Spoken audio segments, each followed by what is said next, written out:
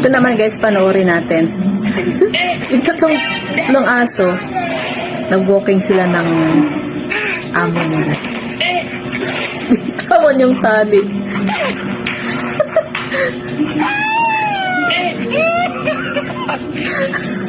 Hindi uli yung tali sa amo kasi ayaw nila ng ganon.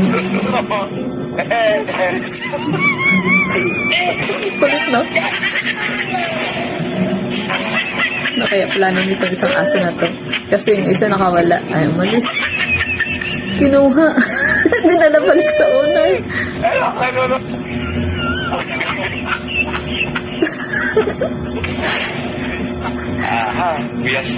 Sana ganyan nasa natin, no? Gusto nila magpapahawak talaga sa owner. Ayun, inaway niya.